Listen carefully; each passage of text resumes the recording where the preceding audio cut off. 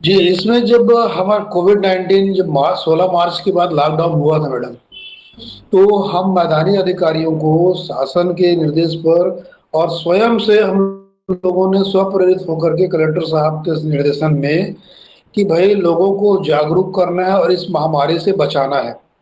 तो हम लोग फील्ड में उतरे, लोग घरों में रहते उनको समझाई देते थे कि घर में आप रहिए, सर्वे डोर टू डोर हम लोगों ने शिक्षक साथियों के साथ और अन्य डिपार्टमेंट आंगनबाड़ी है, आईसीडीएस, हेल्थ डिपार्टमेंट इन सबके साथ कोऑर्डिनेशन करके डोर टू डोर सर्वे भी किया।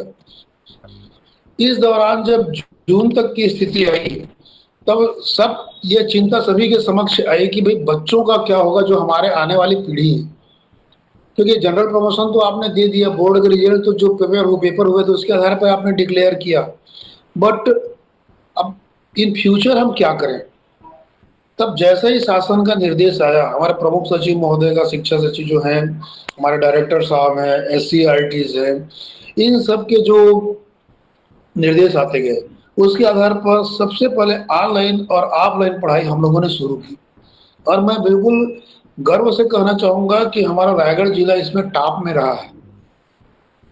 ये हमारे तमाम शिक्षक साथियों, हमारे ऑफिस स्टाफ जो कंप्यूटर जानकार हैं, जितने हमारे और साथी साहब जितने अधिकारी हैं, चाहे ब्लॉक एजुकेशन ऑफिसर हों या राजीव गांधी समग्र शिक्षा के एपीसीज हों, इस सब या हमारे सीएसई भाई हों, इन सब की सक्रियता रही है कि बोनस शुरू तो और पता जरूर लगा लोगों को कि क्या कहा जा रहा है।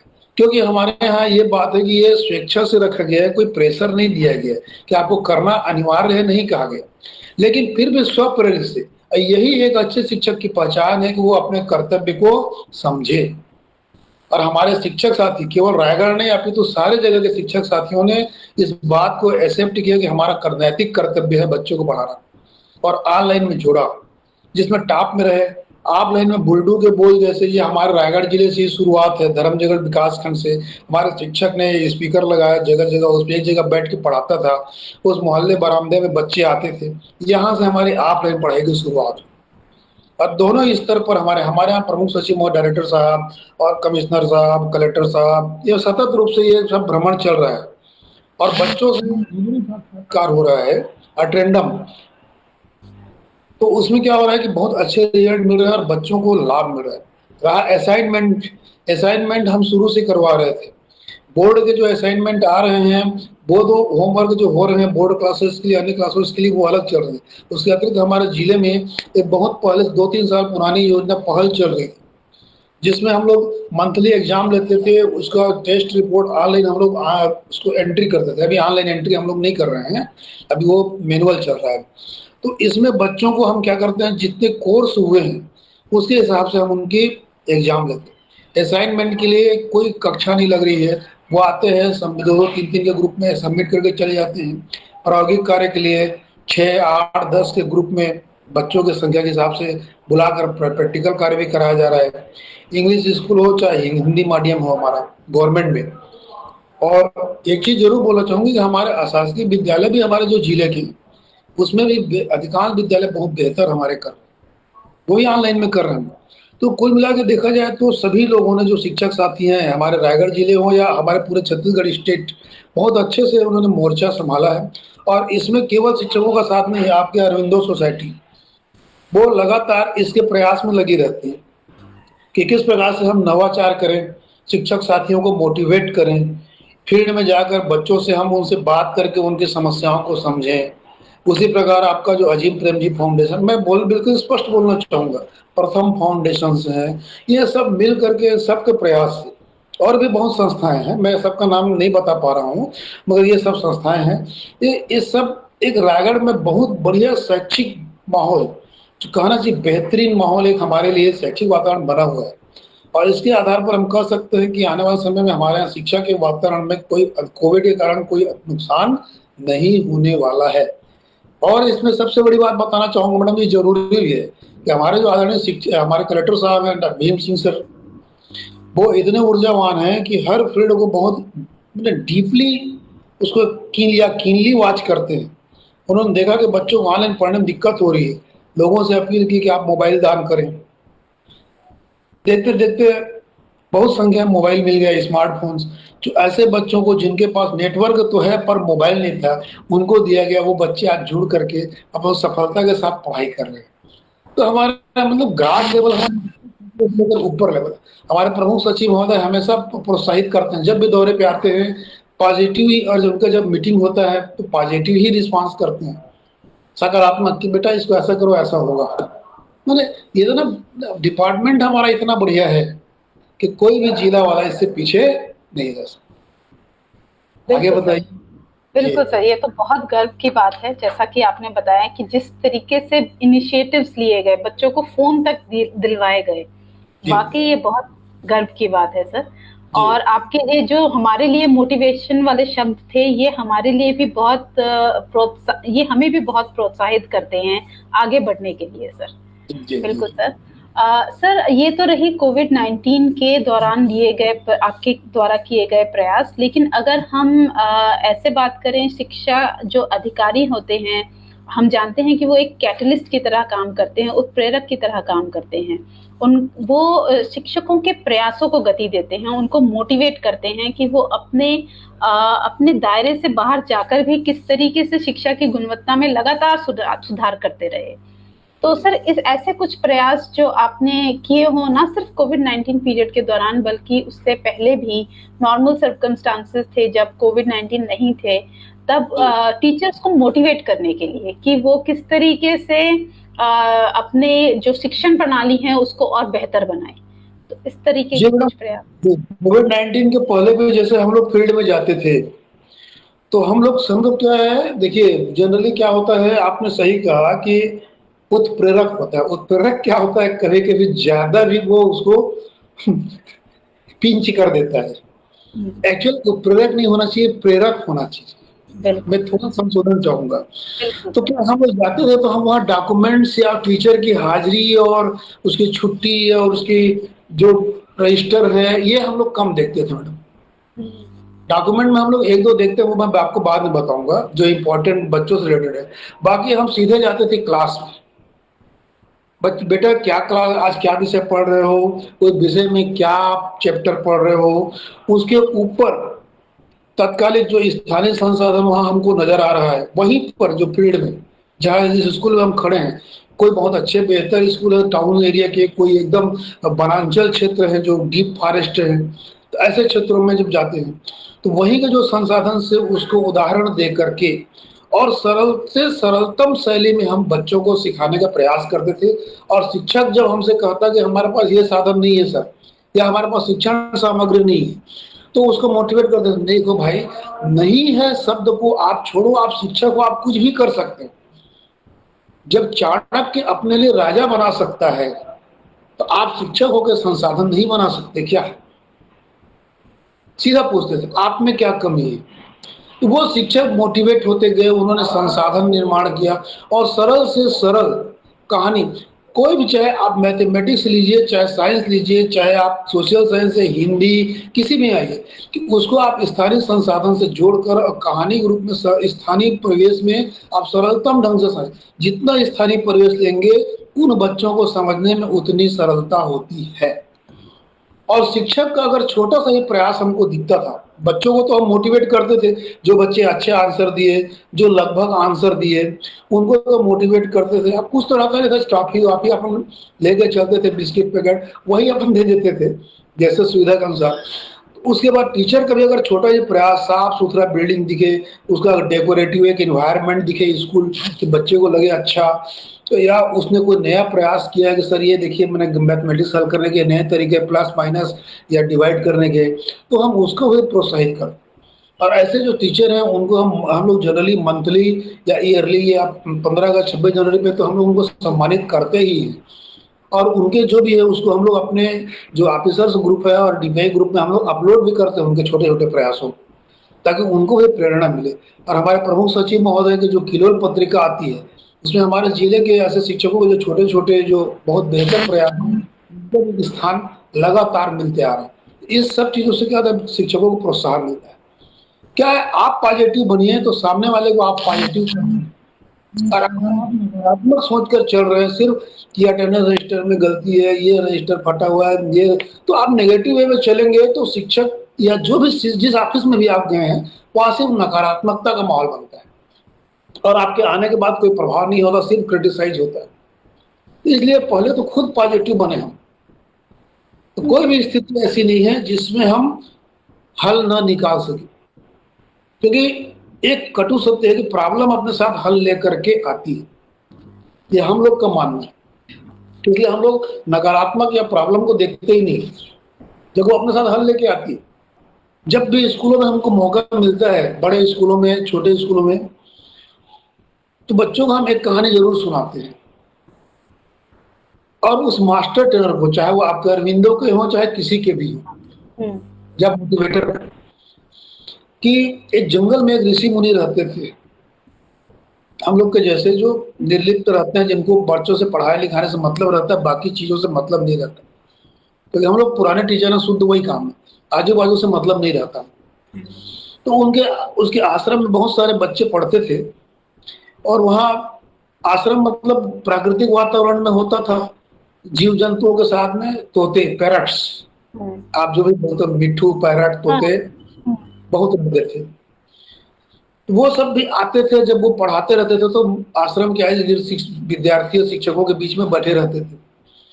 तो एक दिन उस मुनि जी के मन में आया, गुरु जी के मन में आया कि क्यों ना इन तोतों को भी, इस पैरट्स को कुछ सिखा दूं, इनका भला हो जाएगा। उन्होंने उनको सिखाया। क्या सिखाया, ये इंपॉर्टेंट है। शिकारी जंगल में आता है, जाल फैलाता है, जाल में दाने का लालच दिखाता है, दाने के लालच में जाल में नहीं फंसना चाहिए। सारे जो तोते पैरट से सबको उन्होंने अच्छे से कंठस्थ करा दिया, राइट। अब मुनि जी हमारे जैसे पढ़ा दिए बच्चों को, बोला एग्जाम में तो पास हो जाएंगे, बेफिक्र हो गए, सो गए, अब अपने रूटीन पे लग गए। अब एक दिन वो संध्या वंदन करने नदी किनारे जा रहे थे, तो जंगल अंदर संध्या के समय आवाज आ रही जोर जोर से, वो सारे पैरट पढ़ रहे हैं। शिकारी जंगल में आता है, जाल फैलाता है, दाने की लालच दिखाता है, दाने के लालच में जाल में नहीं फंसना। मुनि जी बड़ा खुश हुए, गुरु जी बोला यार पहले पढ़े गुरु जी, हम लोग क्या करते थे मालूम मैडम, कि हम जब शाम को निकलते थे घूमने तो हम अपने स्टूडेंट के मोहल्ले से होकर के हम लोग वॉक इवनिंग वॉक करते थे और उनके जो गार्जियन मिलते हैं उनके घर में आवाज दे करके 2-2, 3-3 बच्चों का टारगेट रहता था। कहा भाई बच्चे क्या कर रहे हैं, बच्ची क्या कर रही है, पढ़ रही है कि नहीं, होमवर्क कर रही है। ये हम लोग मैडम जो बता रहे हैं आज से 20-25 साल जब हम शिक्षक लाइन में थे तो ये काम हम लोग नेचुरल करते थे और इसके कारण गांव में हमको सम्मान मिलता था कि गुरुजी स्कूल के बाद भी देखने बच्चों को आता है। सवेरे जब तालाब में नहाने जाते थे तो उनको पूछते जाते थे, उठा के नहीं उठा, पढ़ा के नहीं पढ़ा। बच्चा मिल गया तो बच्चे को, नहीं तो उसे गार्जियन को जरूर एक बार हम लोग टच करते थे। तो मुनि जी बोले बढ़िया आवाज आ रही संध्या के समय, चलो देखता हूँ कहाँ पर पढ़ रहे हैं तोते। गए, देखे तो वृक्ष के नीचे जाल में सब तोते फंसे हुए थे और पढ़ रहे हैं। आप समझ गए मेरा भावार्थ? बिल्कुल। तो आप पढ़ाइए या उनको प्रेरित, शिक्षकों को हो चाहे बच्चों को प्रेरित कीजिए तो वो इम्प्लीमेंट करें, तब उसका है। और इसका फीडबैक हमको और निगरानी सतत करनी चाहिए, ऐसा हमारा प्रयास विफल हो जाता है। हम 10 दिन करते हैं, साल में चले जाती है। फीडबैक के लिए हमारे पास कितना ग्राउंड बचता है? ऑफिसर्स में जो अधिकारी वर्ग है, बीआरसी से लेकर सीएससी से लेकर सब, डॉक्यूमेंटेशन इतनी हो जाती है कि वो फील्ड में समय कम मिलता है। तो हम उनके भरोसे छोड़ देते हैं जिनका हमने उन्मुखीकरण या प्रशिक्षण किया करवाया रहता है, उनके ऊपर रहमो करम पे छोड़ देते हैं। तो मेरे कहने का आशय यही है, चाहे आप अरविंदो सोसाइटी हो या शिक्षा विभाग हो, वो उसका फीडबैक ले और इस प्रकार शिक्षा दे कि जिसको वो अपने जीवन में उतार सके, केवल सुन के ना चले जावे। बिल्कुल। लेकिन सुन जो आप लोग का प्रशिक्षण में शामिल हुआ था, बहुत बेहतर ढंग से, जो 2 मास्टर ट्रेनर थे, मैं नाम तो भूल रहा हूँ मगर उनकी तारीफ करना चाहूंगा, 18-19 की बात है। उन्होंने बहुत बेहतर ढंग से दिलवाया था और जो उन्होंने जो टीचर सेलेक्ट किए थे अपने साथ अन्य ब्लॉकों से, वो टीचर ये बहुत ही एक्सपर्ट लोग थे कि उनका चयन और उनका प्रशिक्षण बहुत बेहतर था सोसाइटी का। हम्म, देखिए, भारत देश में एक कहावत है, अन्य देशों में ये चीज नहीं है ना, कि आप 10 को सिखाइए, कम से कम एक तो सीखेगा, एक फिर 10 को बोलेगा तो फिर अगला एक सीखेगा। तो हम्म, इंस्पायरेशन तो हमारे गुण में है इंडिया के। हम्म, तो हम जो इंस्पायर करते हैं, निश्चित रूप से हमारे शिक्षकों को लाभ होता है और हमारे शिक्षक ग्रहण करते हैं।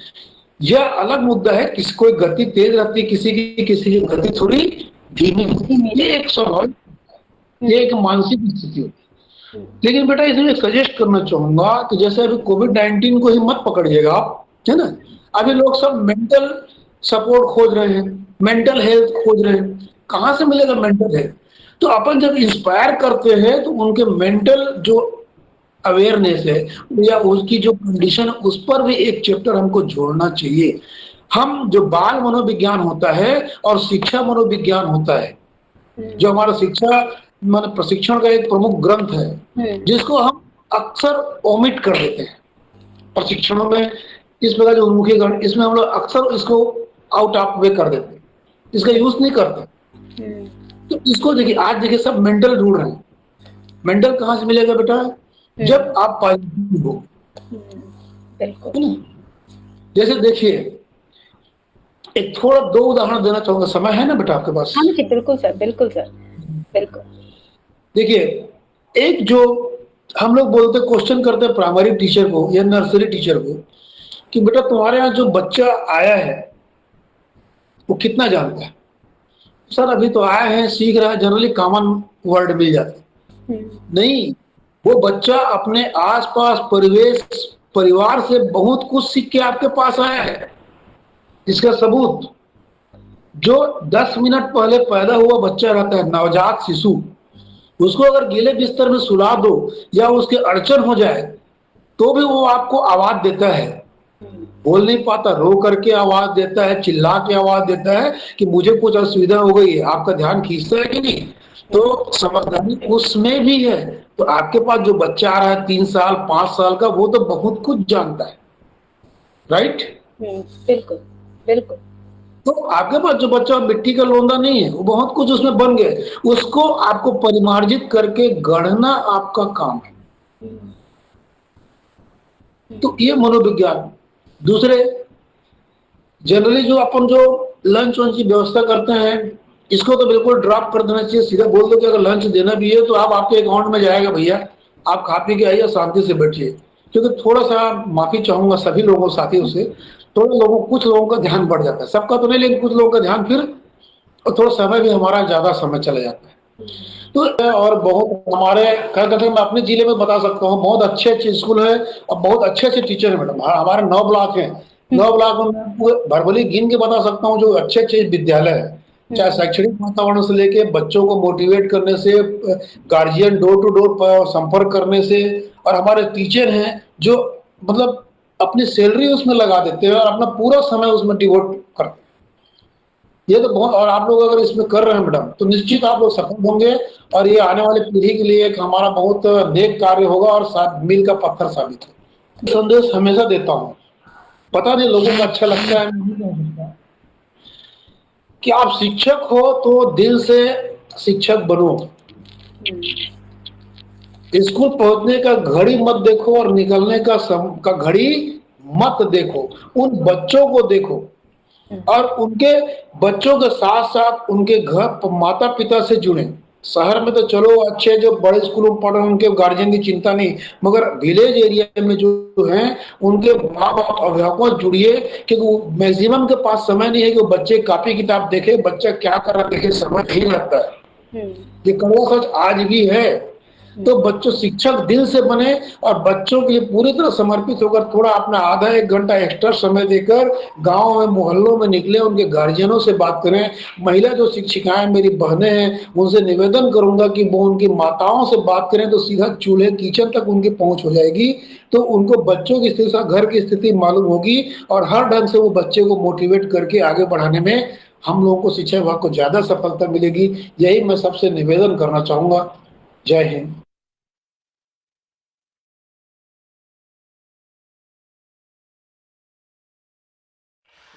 नमस्कार, मेरा नाम अर्जुन सिंह डहरिया है। मेरा शैक्षणिक योग्यता विज्ञान विषय में हायर सेकेंडरी है और मुझे शिक्षा में 13 वर्षों का अनुभव है। मेरे जिला कोरिया की विशेषता है कि जिले के अधिकांश हिस्सा वनों से आच्छादित है। यहाँ गुरु घासीदास राष्ट्रीय अभयारण्य है। पर्यटन की दृष्टि से बालम हिल टॉप प्राकृतिक विहंगम दृश्य के लिए है।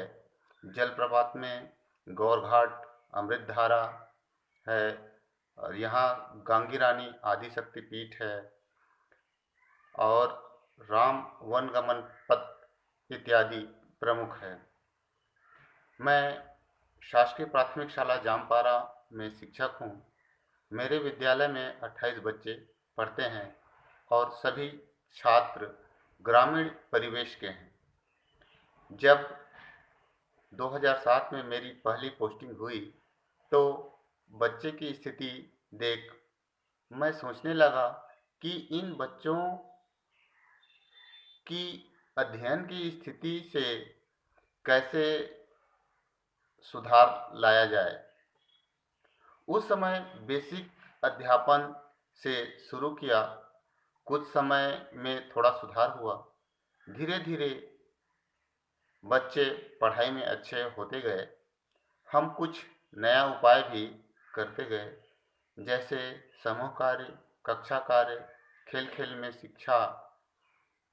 जब मैं श्री अरविंद सोसाइटी के ZIIEI कार्यक्रम का प्रशिक्षण लिया तो पता चला कि बिना पैसे खर्च किए भी ऐसे नवाचार किए जा सकते हैं जिससे पढ़ाने के तरीके में सुधार किया जा सकता है और हमने अपनाया भी। मुझे 5 सितंबर 2017 को मुख्यमंत्री गौरव अलंकरण पुरस्कार शिक्षा दूत से सम्मानित किया गया।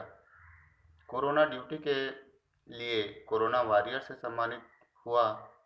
मोहल्ला क्लास के लिए राज्य स्तर से प्रशस्ति पत्र प्राप्त हुआ। इनोवेटिव पाठशाला पाठ्यक्रम के प्रशिक्षण से मुझे अपने विषय को विभिन्न गतिविधियों के आधार पर सिखाने का तरीका भी समझ आया। मैंने सीखा कि अनुभवात्मक शिक्षण के लिए बच्चों को गतिविधि में शामिल करना चाहिए। प्रशिक्षण से मुझे बहुत फ़ायदा मिला।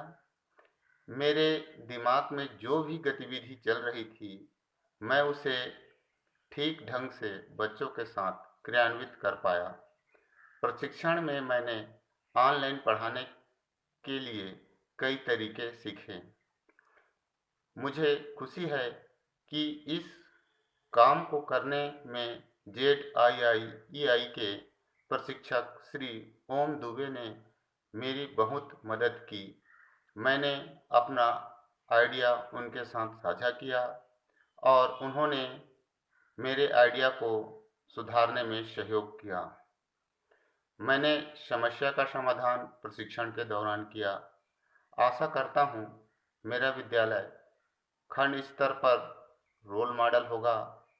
मैं श्री अरविंद सोसाइटी और HDFC बैंक को यह मंच प्रदान करने के लिए धन्यवाद देता हूँ। नमस्कार।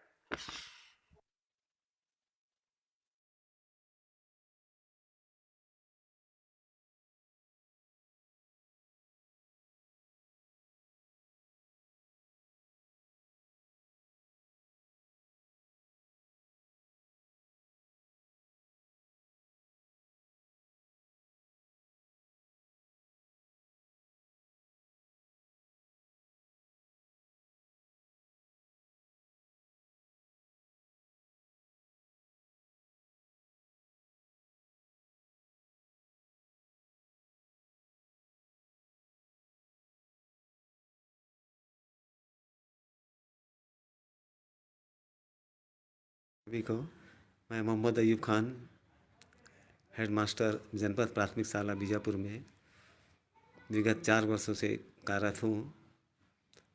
मेरी शैक्षणिक योग्यता 12वीं साइंस है।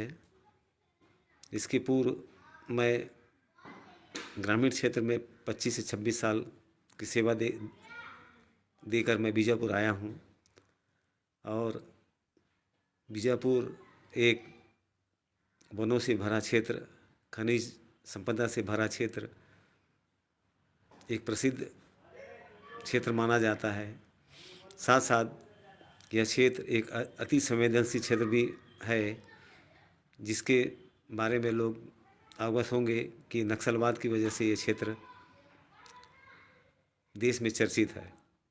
साथ ही हमारा बीजापुर जिला 2 स्टेटों से जुड़ा हुआ जिला है, एक है तेलंगाना और दूसरा है महाराष्ट्र से।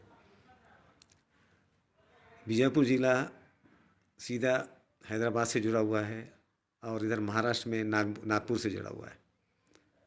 छत्तीसगढ़ का यह जिला हमारे 2 स्टेटों के एकदम सीमावर्ती जिला में माना जाता है। इस क्षेत्र का विकास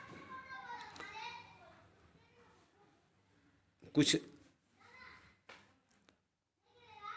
लोगों की वजह से रुका हुआ है, फिर भी लेकिन प्रशासन की विशेष रुचि से क्षेत्र में सड़क, पुल पुलिया का काम होते जा रहे हैं। शिक्षा के क्षेत्र में ये क्षेत्र अभी भी पिछड़ा माना जाता है, क्योंकि बहुत सी स्कूलें इस नक्सलवाद की वजह से बहुत सी स्कूलें आज भी बंद हैं। और इस ज़िले में शिक्षा के स्तर कम होने की वजह से, शिक्षित लोगों की संख्या कम होने से हमारा क्षेत्र में उतना विकास करने में पीछे रह गया हमारा।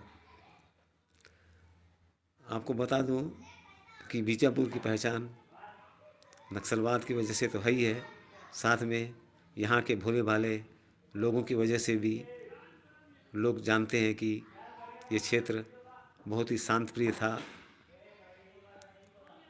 अब लोगों के मन में एक भय का वातावरण भी बना रहता है। अब धीरे धीरे ये वातावरण भी खत्म होते जा रहा है। लोगों की मंशा ये है कि हम शिक्षित हों और अच्छे से पढ़ाई करें। जो स्कूल बंद है उसको भी खोला जाए और लोगों को शिक्षित करें। अभी कोरोना काल में 1 साल से स्कूलें बंद हैं, उसके बाद भी बहुत से शिक्षक के साथ साथ हम लोग भी पढ़ई तुर द्वार शासन की योजना के अंतर्गत मोहल्ला क्लास वॉलेंटियर के माध्यम से हम लोग भी उनके साथ इस पारा मोहल्ला में जाके पढ़ाई कर रहे हैं। साथ में हमारे इस संस्था के साथ हम लोग, हमारे स्टाफ भी बहुत से बच्चों को अध्यापन कार्य करा रहे हैं। अरविंद सोसाइटी ने इसी बीच हमको कई प्रशिक्षण दिए, जिसमें से लगातार मैं 7 मॉड्यूल तक मैं अपना प्रशिक्षण लिया। उसमें शून्य निवेश नवाचार के अंतर्गत बच्चों को कैसे पढ़ाना है, बिना पैसे के खर्च के हम कैसे बच्चों को शिक्षित करें, इसके लिए अरविंद सोसाइटी द्वारा हमें कई आइडियाज़ दिए गए और उसी आइडियाज़ के आधार पर हमने भी कई प्रकार की गतिविधियां बच्चों को कराते हुए बच्चों को शिक्षा दी और बच्चे बहुत ही मनोरंजक ढंग से उस गतिविधियों को अपनाया और सीखा। अरविंद सोसाइटी का यह प्रयास बहुत अच्छा था और हम लोगों ने इससे प्रभावित होकर पूरे मॉड्यूल्स को, जितने भी वेबिनार्स हुए हमने सब में अटेंड किया है और आगे भी जो भी वेबिनार होंगे हम उसमें ज़रूर शामिल होंगे।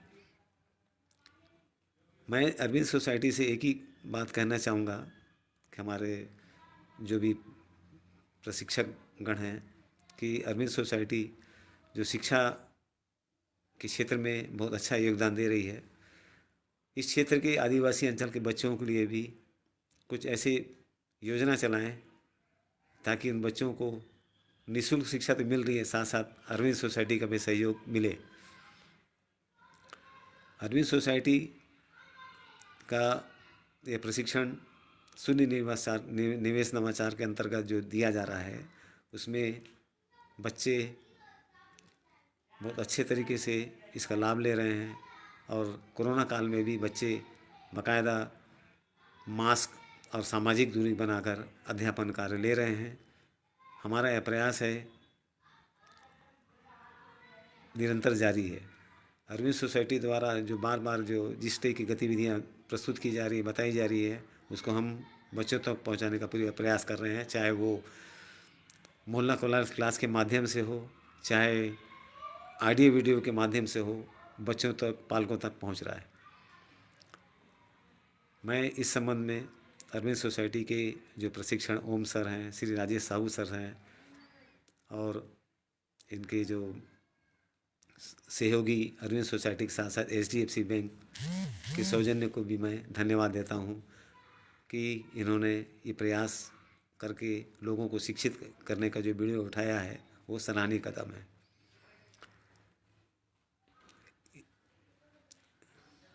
धन्यवाद।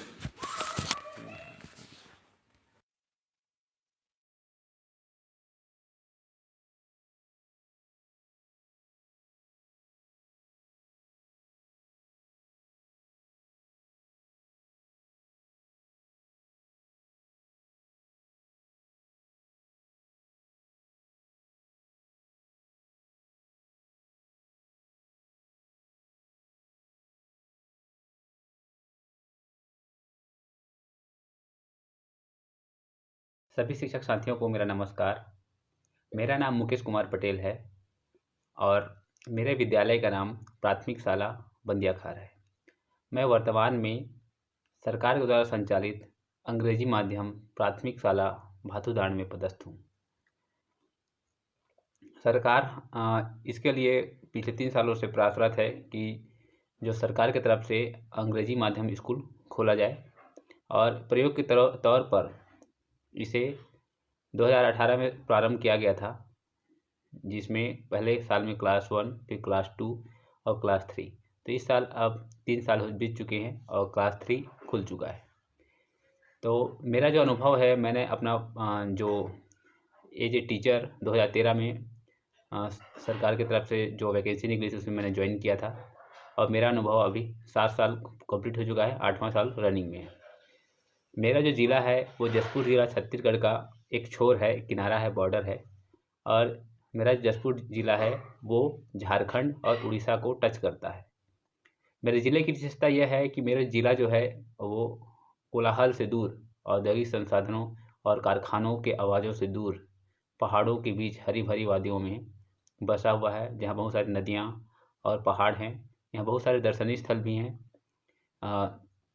जो कि आदिकाल से प्रचलित है यहाँ, जैसे रानीदा, और चूँकि हम मैन पार्ट पास में ही है तो यहाँ मैन पार्ट्स भी जा सकते हैं।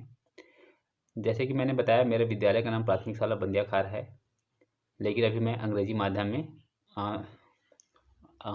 में मैं अभी ज्वाइन किया हूँ, कहने का मतलब अटैच में हूँ। तो यहाँ जो बच्चों की संख्या है वो लगभग 45 है, जो क्लास 3 तक ही अभी संचालित है, क्लास 1 से क्लास 3 तक है। और अभी चूँकि कोरोना वायरस चल रहा है, कोविड-19, जिसके कारण स्कूलें नहीं लग रही हैं, तो मेरी समस्या यह थी कि मैं ऑनलाइन क्लास मुझे लेना है, क्योंकि मेरा जो इंग्लिश मीडियम था, या अभी भी है, अभी भी जो है इंग्लिश मीडियम है, वह पूरे ब्लॉक स्तर का है। तो जो बच्चे हैं वो अलग अलग मोहल्ले से और अलग अलग पारा टोला से आते हैं। तो ऐसे में इनको मोहल्ला क्लास पढ़ाना संभव नहीं है, क्योंकि हर मोहल्ले से 2-4 बच्चे आए हैं। तो अधिकतर बच्चों को मैंने ऑनलाइन पढ़ाने की कोशिश की, और ऑनलाइन पढ़ाने की का जब जद्दोजहद होता है तो इसमें ये होता है कि बच्चों में उतना रुचि नहीं होता है, क्योंकि प्रॉपरली उन लोग सामने टीचर को नहीं देखते हैं। तो मेरी यह समस्या थी। लेकिन जब ZIEI के द्वारा प्रशिक्षण हुआ तो वहाँ हमारे जो प्रशिक्षक महोदय हैं उन्होंने बताया कि कैसे हम ऑनलाइन को भी इंटरेस्टिंग बना सकते हैं, और ऑनलाइन के द्वारा ही हम बच्चों को बेहतर तरीके से पढ़ा सकते हैं। इस समस्या का समाधान ZIEI के प्रशिक्षण के द्वारा हुआ। मैंने भी इनके ऐप के द्वारा ऑनलाइन बच्चों को पढ़ाया, जिसमें बहुत सारे गेम हैं और पढ़ाने की विधि भी बताई गई है कि कैसे हम लोग बच्चों को बेहतर तरीके से पढ़ा सकते हैं। हम पाठ्य योजना के बारे में पहले से जानते हैं, लेकिन यहाँ पे हम लोगों ने पाठ्य योजना का उपयोग कैसे करना है इसके बारे में भी हम लोगों ने सीखा। क्योंकि मेरा स्कूल पूरे ब्लॉक का एकमात्र इंग्लिश मीडियम स्कूल है, तो वैसे ही ये रोल मॉडल है, लेकिन और बेहतर तरीके से और प्राइवेट स्कूलों को कॉम्पिटेट करे ऐसा अपने स्कूल को बनाना है, तो ज़रूरी है कि इसके लिए हमको मेहनत भी उतना ही करनी होगी।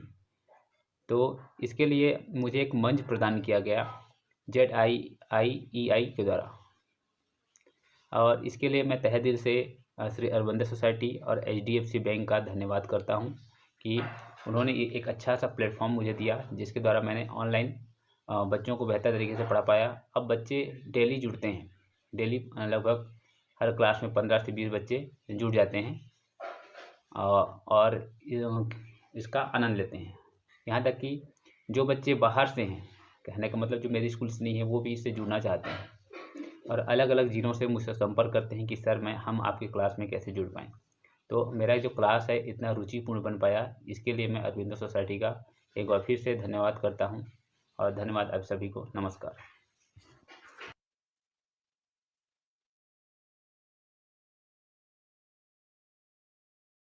नमस्कार, मैं श्रीमती प्रमिला कुशवाहा, सरगुजा छत्तीसगढ़ से। मुझे 10 वर्षों का शैक्षणिक अनुभव है। मेरे ज़िले की विशेषता यह है कि इसे छत्तीसगढ़ का शिमला कहा जाता है। सरगुजा में मेनपाट नाम का स्थान है, जहाँ पर पहाड़ियाँ हैं, वहाँ का वातावरण शिमला जैसा है और इसे छत्तीसगढ़ का शिमला कहा जाता है। सरगुजा की दूसरी विशेषता जो मुझे अच्छी लगती है वह यह है कि यहाँ पर रामगढ़ नाम का एक स्थान है, जिसे रामगिरी भी कहते हैं और इसे भगवान राम से जोड़ा जाता है। भगवान राम ने वनवास के दौरान कुछ समय यहाँ पर बिताया था और उसके साक्ष्य हमें सीता बेंगरा लक्ष्मण गुफा के रूप में मिलते हैं, जो पर्यटन के दृष्टिकोण से काफ़ी प्रसिद्ध हैं और पर्यटन केंद्र भी हैं। इन्हीं रामगढ़ की पहाड़ियों में श्री कवि कालिदास ने मेघदूत की रचना की थी। और मैं अब अपनी शाला के बारे में बात करना चाहूँगी। मेरी शाला का नाम शासकीय प्राथमिक शाला भगवानपुर है और यह सरगुजा ज़िले के मुख्यालय अंबिकापुर में स्थित है। हमारी शाला बंगाली शरणार्थी समुदाय के बीच में स्थित है और यहाँ पर अधिकांश बंगाली समुदाय के बच्चे ही पढ़ते हैं। श्री अरविंदो सोसाइटी का प्रशिक्षण मैंने प्राप्त किया है और इस प्रशिक्षण का लाभ भी मैं ली हूँ। मुझे शैक्षणिक कार्य के दौरान जो मुझे समस्या आई वह बच्चों की शैक्षणिक गुणवत्ता की कमी थी और इसे मैं लगातार प्रयास करती थी इसे सुधारने की और इस कार्य में मैं सफल भी रही। और श्री अरविंदो सोसाइटी के प्रशिक्षण के दौरान मैंने यह जाना कि हम सामुदायिक सहभागिता से भी शाला को बेहतर बना सकते हैं और मैंने सामुदायिक सहभागिता के लिए प्रयास किया। अपनी शाला में समुदाय के लोगों को जोड़ा, उन्हें शाला के बारे में बताया। पालकों का रुझान शाला के प्रति पहले नहीं था, वे शाला से जुड़े हुए नहीं थे, उन्हें बच्चों की पढ़ाई से ज़्यादा मतलब नहीं होता था। लेकिन लगातार प्रयास के दौरान बैठ के लेकर मैंने पालकों को शाला के प्रति जागरूक किया, बच्चों की पढ़ाई के प्रति जागरूक किया। मैं हर महीने माता उन्मुखीकरण की बैठकें लेती थी, जहां मैं माताओं को यह बताती थी कि आप किस तरह से बच्चों को देखें या बच्चों की कौन सी गतिविधियों को देखें, बच्चों को किस तरह से बताएं। और मैंने उन्हें यह भी समझाने का प्रयास किया कि शिक्षक और पालक दोनों मिलकर यदि प्रयास करें तो बच्चों में बहुत शैक्षणिक गुणवत्ता को बहुत बढ़ाया जा सकता है। जो बच्चों की जो कौशल है उनमें विकास किया जा सकता है और धीरे धीरे लगातार कोशिश करते हुए बैठ के लेकर मैं इस चीज़ों में सफल भी रही। दूसरा, मैंने सामुदायिक सहभागिता से मेरी शाला में बंगाली समुदाय के बच्चे आते थे और उनकी मातृभाषा बांग्ला होती थी। तो मैंने अपने शाला परिसर में स्थित मंदिर के जो पुजारी हैं उनसे बात किया और उन्हें हफ्ते में एक दिन अपनी शाला में बुलाकर जो छोटे बच्चे मेरी शाला में कक्षा पहली में आते हैं, जो हिंदी नहीं समझते थे, उनसे बांग्ला की कहानियाँ उनको सुनाने को कहा, ताकि बच्चे का जो ज्ञान है, पूर्व ज्ञान है, परिवेशी ज्ञान है, उसे लेकर मैं धीरे धीरे उनको हिंदी तक लेके जाऊँ। और मैंने पुजारी जी की मदद ली और यह भी मेरे लिए बहुत कारगर साबित हुआ। अभी लॉकडाउन के दौरान हमें शून्य निवेश नवाचार जो प्रशिक्षण है वो मिला, और इस प्रशिक्षण को हमें श्री ओम प्रकाश सर जी ने दिया, और उन्होंने बहुत अच्छे से हमें इस इनोवेटिव पाठशाला के बारे में बताया। इनोवेटिव पाठशाला ऐप की जानकारी मिलने के बाद मैंने इसे अपनी ऑनलाइन कक्षाओं में उपयोग किया। ऑनलाइन कक्षाओं के दौरान मैंने अपना स्क्रीन शेयर करते हुए इनोवेटिव पाठशाला का ऐप यूज़ किया, जिसके ग्रिड गेम को मैंने उस दौरान इस्तेमाल किया। उस ग्रिड गेम के इस्तेमाल से मेरी कक्षाएं अधिक रोचक होने लगीं और बच्चे कक्षा में रोचक तरीके से जवाब देने लगे। इसके लिए मैं श्री ओम प्रकाश सर जी का धन्यवाद करना चाहूँगी, श्री अरविंदो सोसाइटी का धन्यवाद करना चाहूँगी।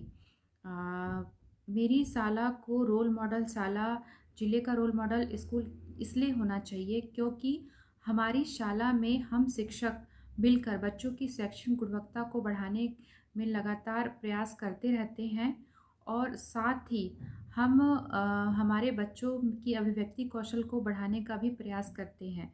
मेरी शाला के बच्चे बेझिझक होकर किसी से भी बात कर सकते हैं, और हमारी शाला का जो वातावरण है वो बाल केंद्रित है, और जो भी कोई भी हमारी शाला में आता है वो बच्चों के साथ बात करके उनका प्रभाव से वंचित नहीं रह पाता है। इसीलिए हमारी शाला को जिले का रोल मॉडल स्कूल होना चाहिए, और मैं इस प्रशिक्षण के लिए श्री अरविंदो सोसाइटी का, HDFC का धन्यवाद करना चाहूँगी। धन्यवाद।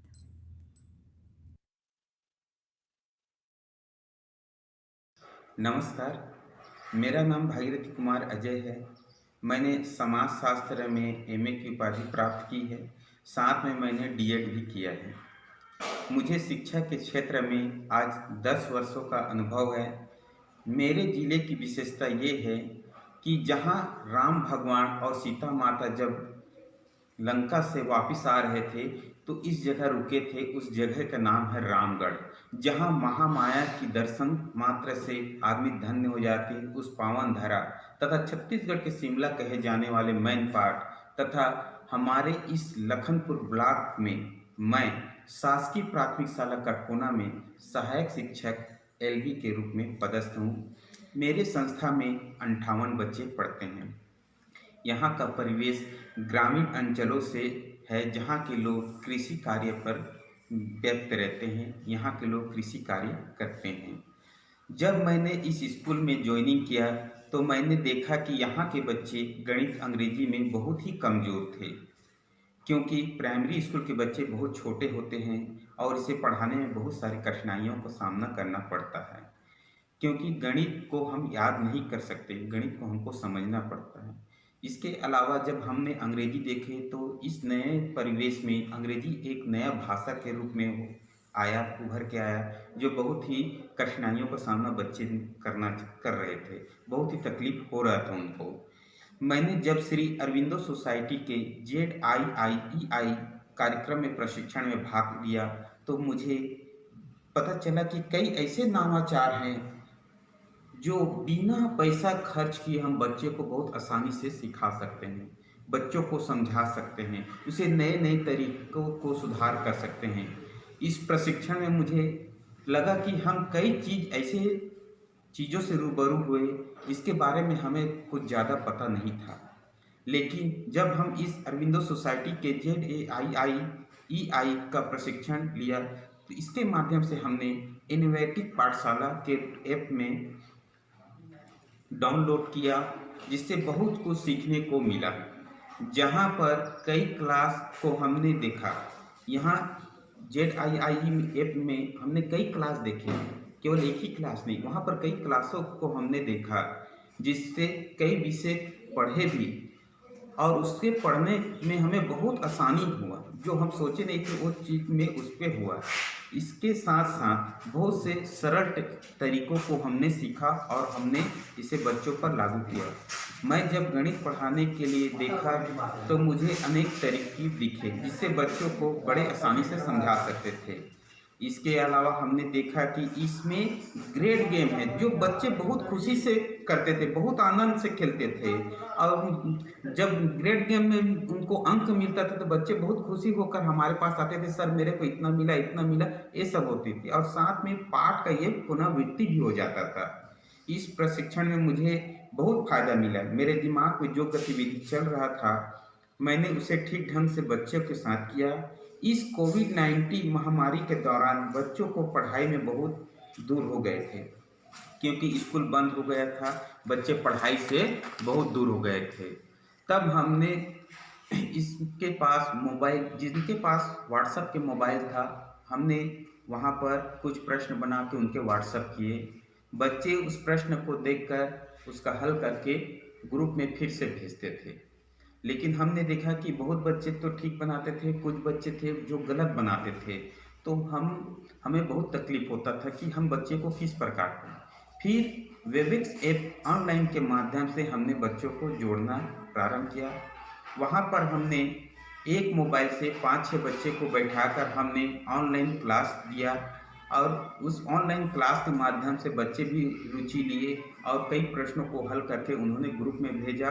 उनकी जो समस्या था वो खत्म हो गया। इसमें इसी दौरान कुछ ऐसे भी बच्चे थे जिसके पास व्हाट्सएप मोबाइल नहीं था, ना उनके मोबाइल में रिचार्ज नहीं था। तो एक ऐसा ऐप मिला जो मुझे गर्व के साथ कहना चाहता हूँ कि बहुत ही अच्छा लगा। उस ऐप का नाम है फ्री कॉन्फ्रेंस कॉल। इस ऐप के माध्यम से बिना कोई खर्च किए, चाहे वो स्मार्टफोन हो या कीपैड फोन हो, उस मोबाइल से हम बच्चे को जोड़कर आसानी से सिखा सकें। इसके लिए किसी प्रकार की कोई राशि खर्च करना ना पड़ा। और धीरे धीरे हमने देखा कि सभी बच्चे जो है इसमें जुड़ना प्रारंभ किए। बहुत खुशी होता है कि इस बात का चर्चा जब मैं अपने संकुल स्तरीय ऑनलाइन बैठक में सुनाया तो वहाँ मेरे जो ग्रामीण अंचल के बच्चे हैं, मेरे गांव के साथ साथ अन्य गांव के बच्चे भी उसमें जुड़ना प्रारंभ किए। मुझे बहुत खुशी होते थे कि इस कोविड-19 महामारी के कारण जो रिचार्ज नहीं कर पा रहे थे वो बिल्कुल फ्री में इस क्लास को अटेंड कर रहे थे। धीरे धीरे उपस्थिति बढ़ रही थी तो मुझे बहुत ही अच्छा लगा, जो बिल्कुल फ्री था। इस काम को और आगे बढ़ाने के लिए मुझे ZII के प्रशिक्षण में ओम सर के द्वारा मुझे बहुत मदद मिली। मैं बहुत बहुत धन्यवाद भी देना चाहूँगा ओम सर का, जिनके पास मैं कई वीडियो बनाकर मैंने भेजा और उनके नए नए मार्गदर्शन मेरे को मिले। उनके द्वारा बताए गए चीज़ों को मैंने किया तो मुझे बहुत ही सफलता प्राप्त हुआ। इस अरविंदो सोसाइटी से ZII ऐप के माध्यम से मुझे और मेरे बच्चों को बहुत मदद मिला। जिसके पास स्मार्टफोन है आज उसके मोबाइल पे ZII ऐप डाउनलोड कर दिया गया है। बच्चे अपने किसी भी समय अपने मोबाइल को देख सकते हैं, पढ़ सकते हैं और उनका वीडियो बनाकर मेरे पास भेज देते हैं, जो मुझे बहुत अच्छा लगता है। इसे करने में बच्चों को बहुत मज़ा आ रहा है और उन्हें गणित अंग्रेजी सीखने में भी बहुत मज़ा आ रहा है और इस खुशी को देखकर मुझे भी बहुत अच्छा लगता है। और ऑनलाइन क्लास एवं फ्री कॉन्फ्रेंस कॉल की उपस्थिति बच्चों की बढ़ती गई। जब पहले कम बच्चे थे, जब ये चीज़ देखना चालू हुआ, चर्चा चालू हुआ तो धीरे धीरे उपस्थिति बच्चों को बढ़ना चालू हुआ। यहाँ नहीं, मेरे इस ऐप में मेरे पंचायत के बच्चे भी जुड़ते थे एवं अन्य पंचायत के बच्चे भी जुड़ते थे। इस कार्यक्रम को करने में मुझे बहुत अच्छा लगा कि मेरे स्कूल ब्लॉक स्तर में एक रोल मॉडल के रूप में बन सकता है। इस सभी कार्य के लिए मैं Shri Aurobindo society, HDF bank एवं मेरे आदरणीय ओम सर को मैं इस मंच के माध्यम से बहुत बहुत दिल से धन्यवाद देना चाहता हूँ। धन्यवाद। हमने जब कोविड-19 का समस्त देश में लॉकडाउन चला, उस समय हमारी जो व्यवस्था जो GPM में, जिला GPM में, हमने जहाँ जैसे थे वैसे हमने समस्त टीचरों को आदेश कर दिए और समस्त टीचर जो है वेब मीटिंग के माध्यम से अपने बच्चों को ज्वाइनिंग किए। CGSchool.in अपने लिंक दिया उनको हमने और उन्होंने पूरी तरीका से हमारे जितने भी टीचर ऑनलाइन क्लास लेकर के इस शिक्षा व्यवस्था को बनाए रखा। और वो भी मैं तो पूर्ण 100% नहीं कहूँगा, फिर भी लॉकडाउन के समय हमने 50% ऐसे जो क्लास 1 से लेकर के ट्वेल्थ क्लास, तो हम कहेंगे 80% बच्चे जो है ट्वेल्थ क्लास यानी कि हाई एवं हायर सेकेंडरी के बच्चे 80% हमारे ज्वाइंट थे। और अध्यापन कार्य को पूर्ण लॉकडाउन के समय हमने जारी रखा। इसमें हमको कोई भी प्रकार की दिक्कत नहीं आई। दिक्कत थोड़ा बहुत आई, फोन नहीं मिला, एंड्रॉइड फोन। तो उनके जो हमने ये किया कि अपने घर में जितने भी प्रकार के जो कहना चाहिए किसी के पास एंड्रॉइड फोन हो, बच्चों को हमने कहा कि जैसे उनके गार्जियन है, जैसे पालक है, भाई है या मम्मी पापा है, तो उनके फोन को उन्होंने यूज किया और यूज करके उन्होंने बकायदा ऑनलाइन क्लास के माध्यम से ज्वाइन हुआ। हमने शिक्षा का विस्तार किया उस समय। हमने यानी कि शिक्षा को बड़ी सराहनीय कदम है, क्योंकि आपने शून्य निवेश से बच्चों को हम गुणात्मक शिक्षा देने की हम आप बात कर रहे हैं। इससे उन तमाम वनांचल पर हमारा जो स्टेट है, मैं अपने स्टेट की बात करूंगा और खास करके मैं अपने जीपीएम की बात करूंगा, ये भी ट्राइब यानी कि डिस्ट्रिक्ट में आता है, दूरांचल तक फैला हुआ है और पिछड़ा इलाका है, गरीब है।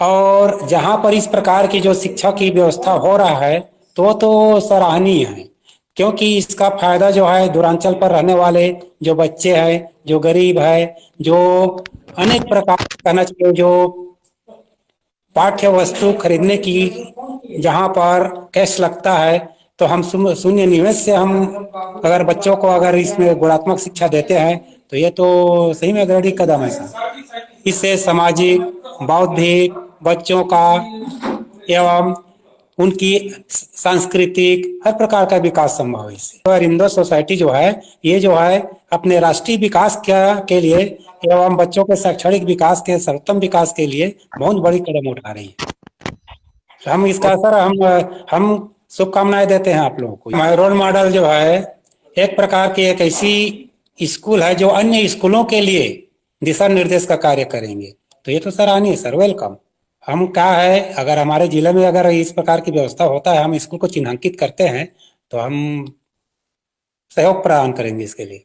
और जो आने वाले जो भविष्य है हम इसको बहुत मतलब अग्रणी के रूप में देखते हैं कि जैसे 2 साल 4 साल बाद में ये जो है हमारा बहुत उन्नति करेगा।